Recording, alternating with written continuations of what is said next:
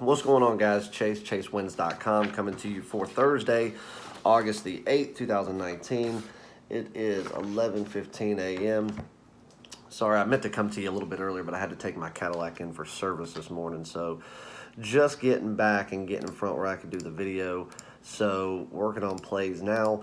I'm going to we'll do a recap. I'll give you a free play in Major League Baseball tonight, and then we're going to talk about preseason football just a little bit, give you a lean, and just a couple of things to look for if you are breaking down and handicapping your own preseason football, because, guys, football's here. From today all the way until the Super Bowl, no more going without football. I know for most people that is their absolute favorite time of the year. I love football as well. Very excited to watch the Bears play this year, but obviously it's kind of bittersweet for me because as football starts, I know that it's only a matter of time before baseball's gone, and then I've got to wait until March to see regular season baseball again. But it's still exciting. So from here going forward, all the way until February, we've got football every week. Preseason starting today and tomorrow. College football starting in under 3 weeks, and then the NFL will be here in less than a month. So it's exciting. It's going to be, or just over a month, excuse me. So it's exciting. I'm excited to watch some preseason football tonight in between watching the Cubs-Reds series. So let's get on it. Let's get on a recap. Yesterday, free play was a premium. It was over 9.5 in the Yankees-Orioles game. Easy blowout win there. Obviously, the Yankees did it by themselves. And I told you, what did I tell you about hanging that ball on that low outside corner? Oh, it only happened about 60% of the time. And balls were just one after the other, coming right off that bat, and runs were scoring. I do think that the Orioles should have put up 2 more runs, but hey, it is what it is. Easy win there. We did drop a totals play on the Padres-Mariners over 9.5. We did drop that, and then we also had the Padres on the money line, and that one did fall.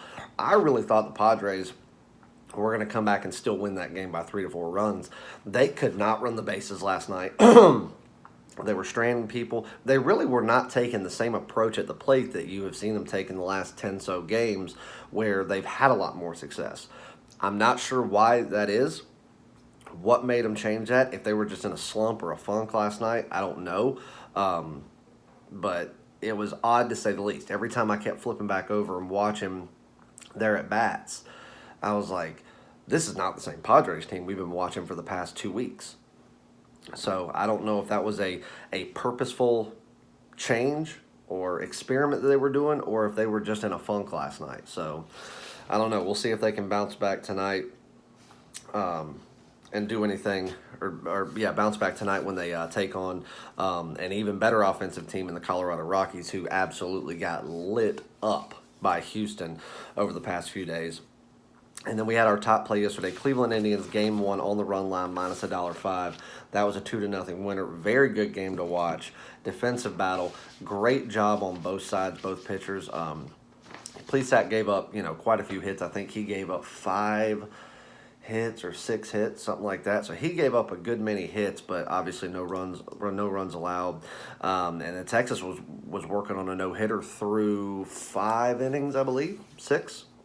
It was a really good game to watch, but the better team capitalized and got the job done for us. So if you bet the way that I tell you to, all of my clients are instructed to do so when they pull up their plays. The instructions are there. If you flat bet your premiums, and then you go higher, usually by about 2 units on. So if you're betting 1 unit on all premiums, you jump up to 3 units on your top plays every day. You would have actually come out with a profitable day yesterday. Not a huge profit, but a profit nonetheless, and that's all it's about. So 2-2 day, profitable day, top play winner yet again. Let's get on a couple of free plays. The one that I'm going to give you is one that is potentially going to be on my card. I've already got 2 that are solidified on my card. This is the one that I've been working on for about the past half hour, and I'm just waiting on some bullpen confirmation. And that's the game between the Phillies and the Giants. At Oracle Park in the Bay tonight. You got lefty versus righty, Bumgarner versus Nola, which should be a great pitching matchup. Line opened up at -110 favoring the Giants. Now it's swung and it's -115 in favor of the Phillies. And, I don't know if that money coming in, I don't know if it's just people are, you know, have that much faith in Nola. If they like the way that Philly's been playing here recently, the fact that Bryce Harper has gotten on base like 21 consecutive games, I don't know. I'm still hesitant sometimes on the Phillies, but I think I'm going to roll with them tonight. At least, I'll have fun money on it. And here's the reason why. Bumgarner, he's kind of shown some weakness over the past couple of games, and people have really been able to get to him. And I think the same is going to go tonight. You've got a red-hot Bryce Harper. You've really got a fairly consistent Phillies lineup at this point in time who are really feeling it, who are going out there, swinging the bat good. They're seeing the ball well. They're making contact. They're running the bases beautifully. And their defense is really stepping up for them. So, obviously, Nola, we know that he can be trusted.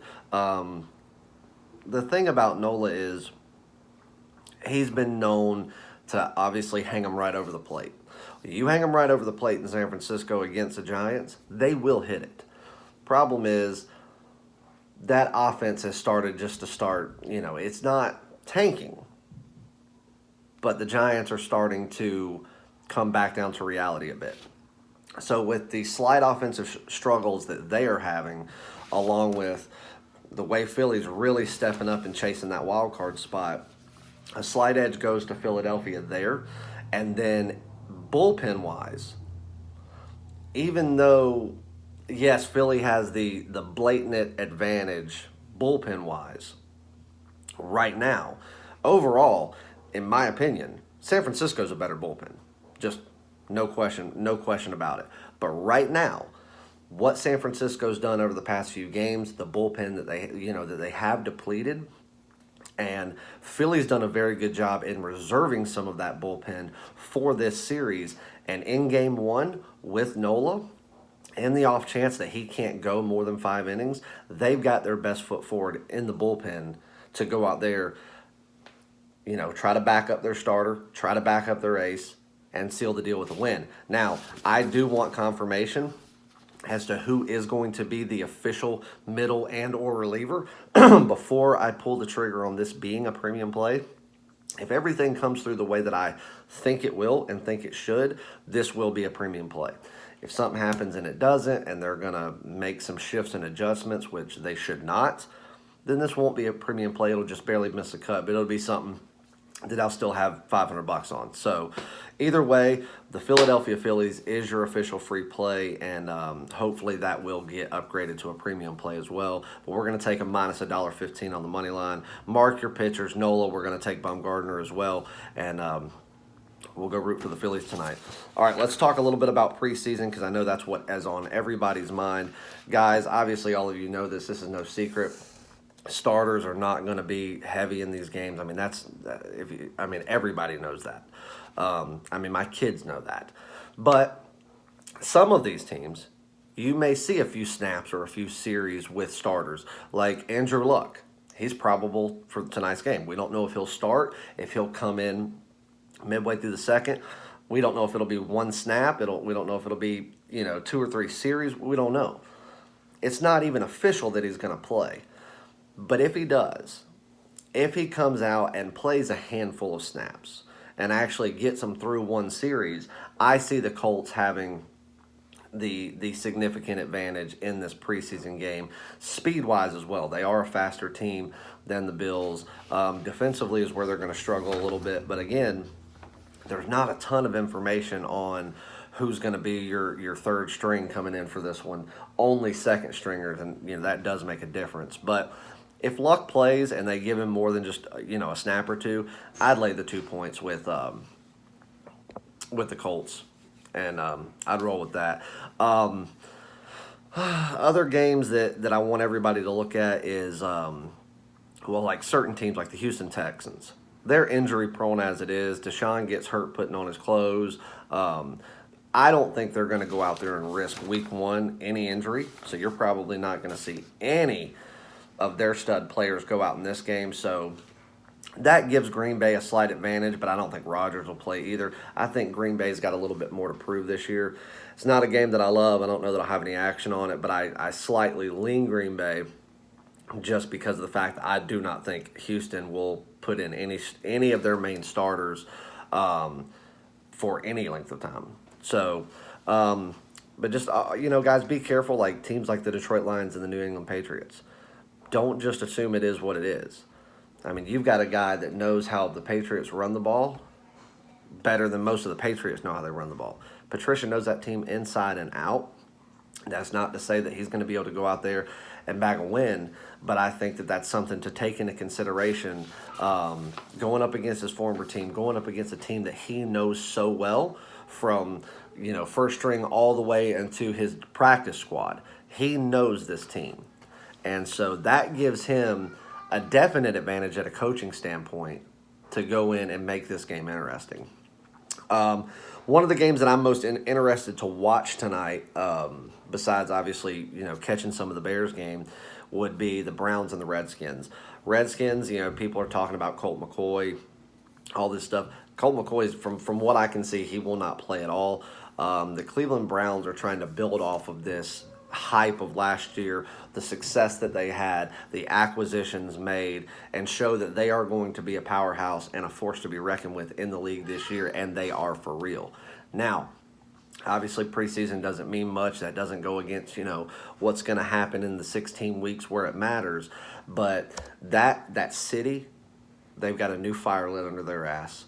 They're playing in the dog pound tonight, which even when Cleveland was the absolute worst team year after year after year, that's a damn tough place to play, and their fans care, whether it's a scrimmage, whether it's a Super Bowl, or whether it's an alumni game.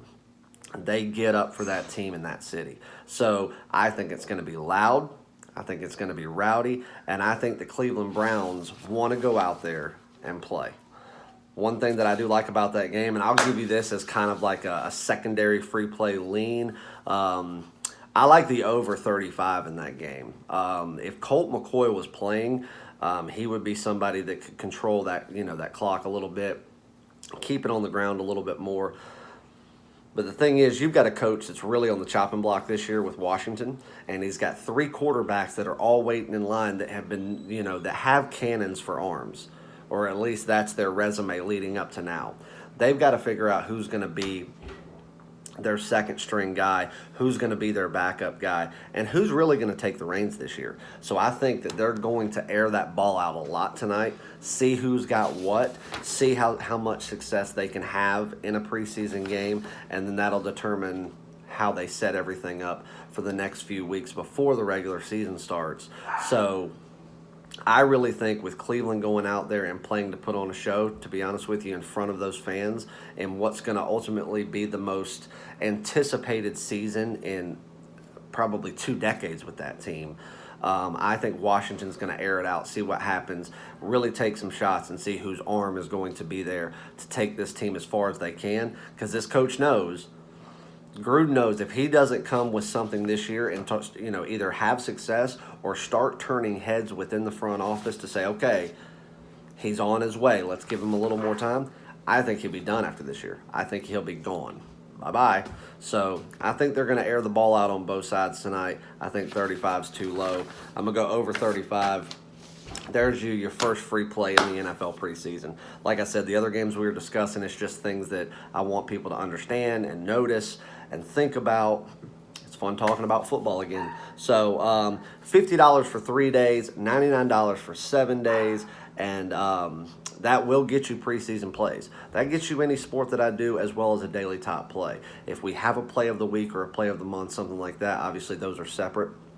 But if you're not interested in getting MLB, which it would be absolutely insane, or any of the other things that we play, and you're just interested in preseason football, we have a preseason package up on the website, chasewins.com. You're welcome to grab that.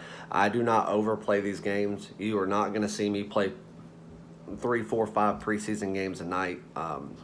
It's usually going to be 1 to 2 plays on a night like this with this type of slate. Every once in a while you might get a third if it's just something that I absolutely love, and then we'll move on to the next day. But we've got that package up. And then everybody, only a few weeks away from college and NFL, so make sure you go jump on those football packages as well. MLB, rest of the season is $4.99 at this very moment. That gets you rest of August, September, and then all of the postseason, all the way until someone is crowned a World Series champion. So I think that's it. But I tell you what, it's a 15-minute video.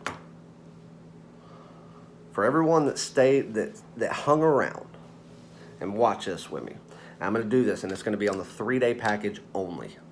Not 7 days, not a month, nothing. 3 days only. You buy it today before 6 p.m. 6 p.m. Eastern time. I give you Sunday for free. That does not include NASCAR, though, but it gets you all of my plays from now till Sunday.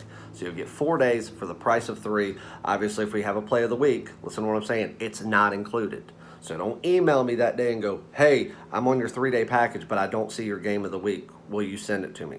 No, I won't. It's not included. So everybody that stuck around, 3 days and 3 days only, you'll get the 4th for free. I'm not going to run a promo on the 7-day just yet. It was just a little gift for everyone in celebration of the preseason starting. Good luck to you all. Wager smart. I'll see you back tomorrow. 6 p.m. is the cutoff. After 6, no free day. Listen, love you guys. See you tomorrow.